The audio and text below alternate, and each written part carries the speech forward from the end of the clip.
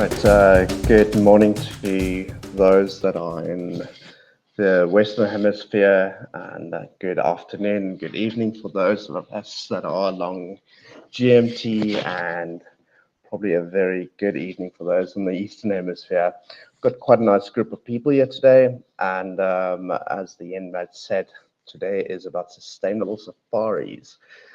Our guest today is Valery.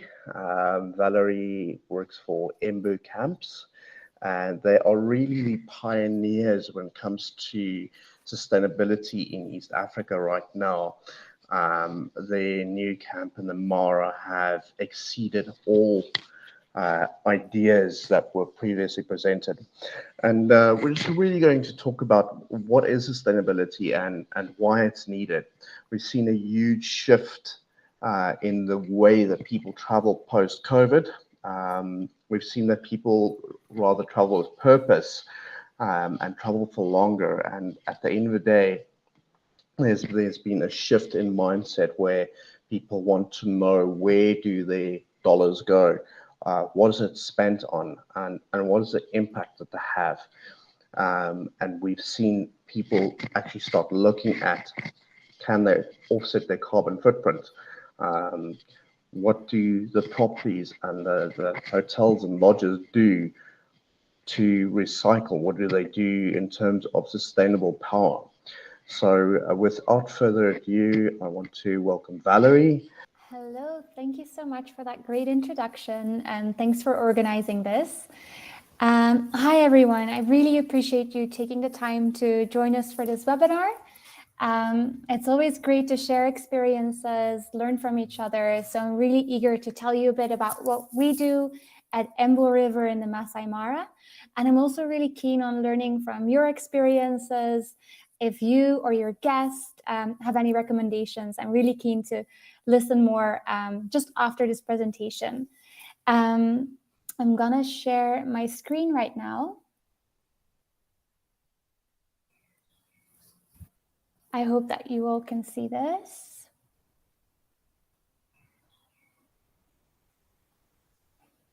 All right, so briefly about myself, my name is Valery. I have Belgian and Dutch nationality, and I've been living here in Kenya since 2016 when I joined the UN at a headquarters here in Nairobi.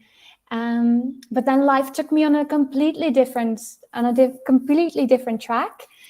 Being based in Kenya, while I was working with the UN, it was such a great opportunity to travel around the continent. There's so many beautiful places to discover, but me and my partner, we always left with a bit of a wrong, like a bad feeling, because we went to look at nature, to see animals, to support this environment. But at the same time, we were doing that from loud diesel vehicles, or we were sitting under the stars enjoying dinner, but there was a generator humming in the background. Or when you start asking questions to lodges about what happens behind the scenes, you find out that toilet water is just being dumped into the river. And to us, that didn't make sense. There's so much technology and innovation out there that could and should be applied to the tourism space. And we felt that the tourism space was a bit in a status quo, where a lot of the things were still exactly the same as they were dozens of years ago. So that's when we decided to just shift things around. So I left my previous job, my husband left his previous job as well. And in 2019, we found this beautiful spot in the heart of the Maasai Mara. This is where we're located in Kenya, in the south towards Tanzania, in the heart of the Maasai Mara National Reserve.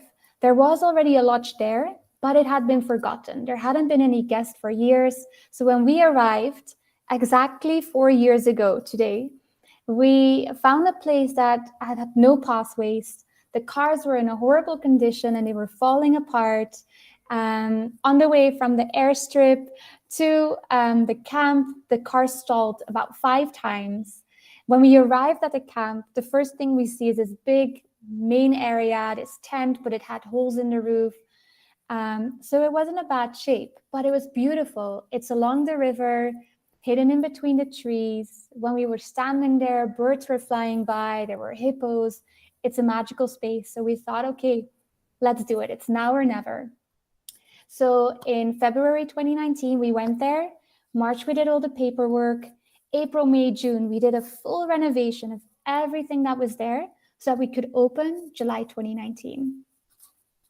And the reason why we did this is because we truly believe that you can create a sustainable, luxurious experience that elevates the guest experience, that does good for the community, and that restores the environment.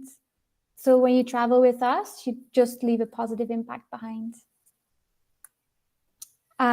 Just quickly about our guests, we have guests from all different ages, from all around the world. Our youngest guest was just a month old. Our oldest guests were in their 90s. Groups of families, friends, honeymooners. We even host weddings. So it's a very varied group. We do notice that a lot of the guests are looking for this conscious, authentic experience, like was just mentioned. We also didn't want to compromise on luxury. Sometimes if you hear sustainability, you think that you're going back to basics, but for us, it was the other way around. We wanted to show that you can still enjoy that luxury while being fully sustainable. So we have different rooms, like these river rooms. You have power 24/7, but it's all solar. You have rain showers, but they're heated with solar power. Every drop of black and gray wastewater is filtered and reused. We have firefly suites. We have a suite called Bella's Tree, which is under this ancient fig tree and has a stunning outdoor bathroom. All the furniture that you see, all the wood that we use, it's from our own sustainable plantation. And then for the safari vehicles, which is one of the biggest draws at the moment, because guests coming on safari spend lots of time in a safari vehicle. You see on the top left this picture of a very old red vehicle. That's an old Land Cruiser from the 1990s. And that's how we found the camp. You see this tent behind it with a hole in the roof. So that's what the state was just 4 years ago. So that car, you can see the license plate. It says KAQ. The car underneath it, the really nice looking one in dark gray, if you spot the license plate, it also says KAQ. It's exactly the same car, but we turned it from an old polluting diesel vehicle into electric. We found partners here in Kenya who took out the old engine, put in an electric motor, batteries, and now guests can go on safaris for full days, cross rivers, go over hills, go through forests, and listen to the sounds of nature. No exhaust fumes, no noise. The guides can now use all their senses while guiding, so they might hear the alarm call of a bird in the distance and then know that there's a predator nearby. Our cars also don't have these VHF radios, which you sometimes see in other lodges, that make a lot of noise. We don't need them because our guides, they can do their own guiding and they can do their own tracking. So this is a real game changer. On this picture, you see one of the cars that has its hood open, and in there you can see our battery management system, all the cables, it's all there. And on the other picture, you see one of our team members charging the vehicles. And a question that we get often is, what is the range of these vehicles? Well, because we're located so centrally in the Maasai Mara, it's very easy for us to calculate what an average game drive is. So for example, if you go for a full day drive or you go in the morning and then again in the afternoon, the average distance that you do is about 30 kilometers. So it's a perfect use case. The battery capacity that we then put into cars is perfect for that. So we have a few cars that have a range of around 100 kilometers and other cars that have a range of about 200 kilometers. When the cars come back in the camp for lunch, guests are having lunch. Meanwhile, we're charging straight from the solar panels. Or if you're out for a full day drive and the car only comes back late in the evening, then we just plug it in and we charge from our batteries. And it is fully solar. You see the solar panels that we have. It's 140 square meters and it's enough to power 4 cars and the camp. We didn't want to compromise on luxury, as I mentioned, so guests have power 24/7. You can charge your phones, you can use a hairdryer.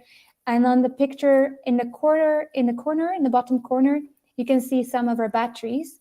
We also do make sure that the batteries that we get do not have any rare earth metals in them. So they don't have cobalt, for example. They're lithium iron phosphate, and they can last for a really long time. In between game drives, guests can relax by the swimming pool. This swimming pool does not have chlorine. It does not have salt. Instead, we use a copper ionization system to keep it clean. For our wastewater, so all the water that comes from showers, sinks, kitchen, laundry, even the toilets, goes through these lagoons with plants. The plants that you see on one of these pictures, they're all local. They're found within the Maasai Mara. And Maasai have such great knowledge of all the plants in our area that they helped us identify the right plants. They knew that if this plant is close to water, that means that there is a clean water source nearby. So those are the plants that we use to filter every drop of wastewater. After it's filtered through the plants, we do a second filtration with rocks and sand. The water then is perfectly clean. It's clear, does not have a color, it does not have an odor, and we use that for flushing toilets. Because for us, it didn't make sense to have a toilet that flushes with clean drinking water, especially now when there's this drought going on. You need to be so careful about how you use water. We show all our guests this. We take them behind the scenes on an eco tour so that they can see how do you charge the cars, where does the solar panels, where are they located. Guests, they can plant trees. They can see how our water system works. And it's a really fun interaction because they can learn about what it's like to run a lodge, what is it like to be sustainable. And they often leave inspired to make changes within their own life, within the place that they work. Next time they travel, they might make a more conscious travel decision and start asking questions. These pictures I took just 2 days ago when I was in the Maasai Mara. These are taken in our hydroponic garden. So sustainability for us, we really looked at every aspect of our operations. So the car, the swimming pool, the water, but also our food. We grow most of our food ourselves in these vertical gardens. By growing everything vertically, we can make very smart use of space.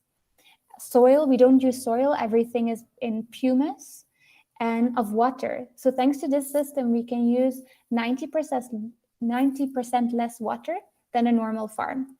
We can also grow 275% more plants by growing upwards versus a conventional garden, which is growing down. Guests can join our chefs in the garden to harvest vegetables, help the chefs prepare their meals. Here are some of the meals that we've been serving. It's a very fun experience because how often can you eat a meal that was grown just 20 meters further? Whatever food scraps we have left, we put that in our biodigester. So after cooking, after having your meal, if there's anything left over, we put it in these biodigesters. The food starts fermenting and creates biogas, which is connected to our kitchen. This allows our chefs to cook on biogas, so we don't need to have LPG. So again, this is like a closed loop system. We call this system give a scrap because we're literally turning scraps into something useful. About turning something that's trash into something useful, this is our bar. We call it our taka taka bar. And maybe some of you know a few words of Swahili, but taka taka means trash in Swahili. So the bar that you see here is made out of waste. The pavers on the floor, the stones, they're not really stones. They're made out of old HDPE plastic. The walls and the bar itself, they're made out of old Tetra Paks. So Tetra Paks are the packaging that you would use for juice or milk. So they've been compressed into these plates, and then we've used it to create our bar. Another thing that we do, turning trash into treasure, is with our cardboard. So we make sure that we limit any trash that would come into Emboo. We have like a zero tolerance for trash, but of course there's always little stuff that come in. So with the cardboard, for example, we shred it, mix it with water so that it creates this pulp, and then we make it into these briquettes. And those you can use to make a fire. So when you're cooking, instead of what our local community does, using charcoal or wood, you can now use old paper to burn a fire.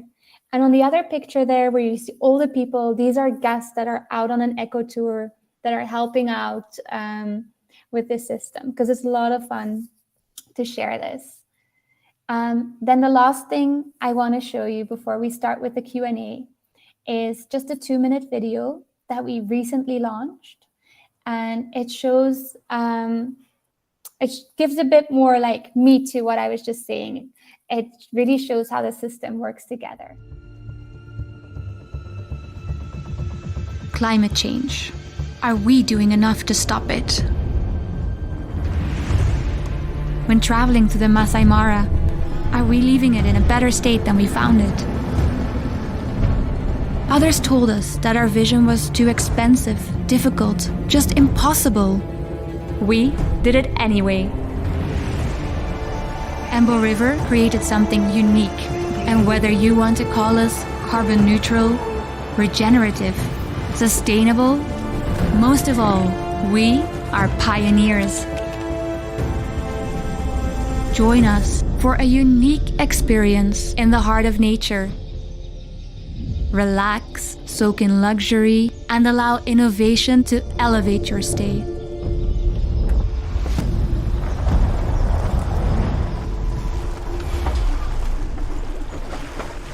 This is how we made it possible.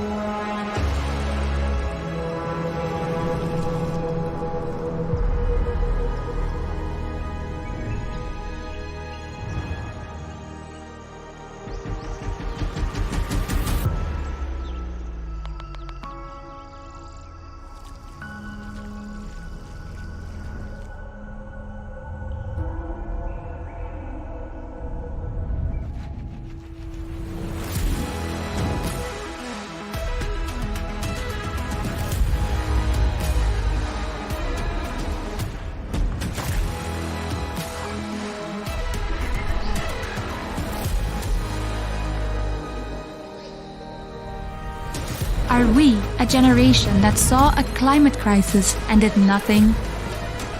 Are we the generation that did everything in its power to end climate change? We are Emboo.